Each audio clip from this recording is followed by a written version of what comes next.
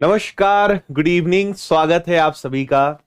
तो जैसा आपने देखा होगा, आबकारी विभाग यानी एक्साइज डिपार्टमेंट, जहां पे जितने भी प्रकार के मादक पदार्थ, स्पेशली अगर बात करें शराब की, है ना, जितने भी लाइसेंस होते हैं इन प्रकार की चीजों को बेचने को लेकर, और इस प्रकार का जितना भी सारा सिस्टम होता है उसको संभालना, क्योंकि कई लोगों को तो अभी यही समझ नहीं आता है कि एक्साइज या आबकारी विभाग क्या होता है, और इसीलिए इसे एक बहुत ही दमदार शानदार पद माना जाता है। तो फाइनली कांस्टेबल की वैकेंसी, आरक्षक की वैकेंसी आ चुकी है। नोटिफिकेशन यानी रूल बुक जारी हो चुका है। आप व्यापम की वेबसाइट पे जाके इसको डाउनलोड कर सकते हो, या इसको हमने टेलीग्राम पे कुछ ही देर में शेयर कर दिया है, आप वहां से भी इसकी पीडीएफ डाउनलोड कर सकते हैं। तो हर चीज जानते हैं, आयु कितनी मांगी गई है, योग्यता क्या मांगी गई है, पद कितने हैं, जिसको देखकर मुझे तो निराशा हुई, आपको भी थोड़ी सी निराशा होगी, लेकिन ठीक है, मेहनत करने वालों के लिए तो एक पद भी काफी होता है। तो कितने पद, थोड़ी सी निराशा होगी, लेकिन ठीक है, मेहनत करने वालों के लिए तो एक पद भी काफी होता है। तो कितने पद हैं, पैटर्न कैसा रहेगा, फिजिकल का क्या है, मेडिकल का क्या सिस्टम है, हाइट, चेस्ट, हर चीज के बारे में आपको मैं कंप्लीट इंफॉर्मेशन दूंगा। तो एंड तक सारी चीजों को बहुत अच्छे से देखिए, समझिए, और उसके बाद आपको इससे जुड़ी हुई सारी बातें क्लियर हो जाएंगी। तो आइए करते हैं शुरुआत।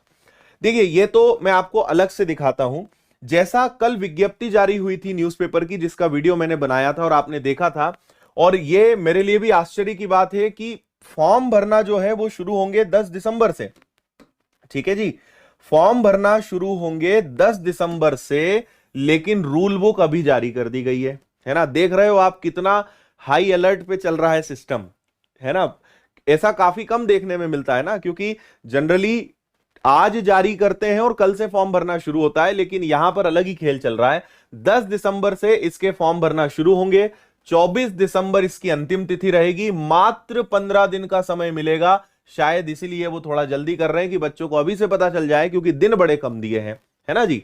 और अगर आपको कुछ चेंजेस करने हैं, संशोधन करना है, तो उसके लिए 29 तारीख अंतिम दिन रहेगा।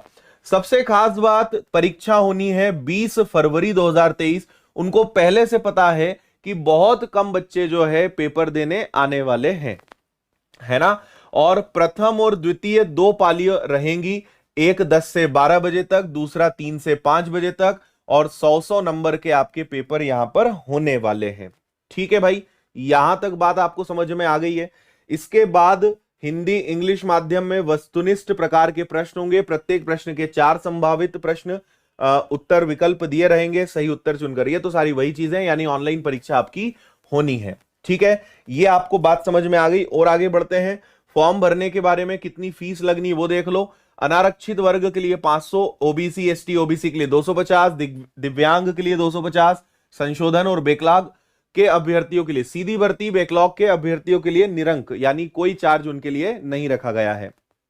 ठीक है, हां, मैं सभी के ऑप्शंस, जितनी भी चीजें आप पूछ रहे हैं, सब चीजों की जानकारी दूंगा, लेकिन एक बार पूरा सुन लो, सारी बातें मैं बता रहा हूं, है ना, सारी चीजें सुन लो।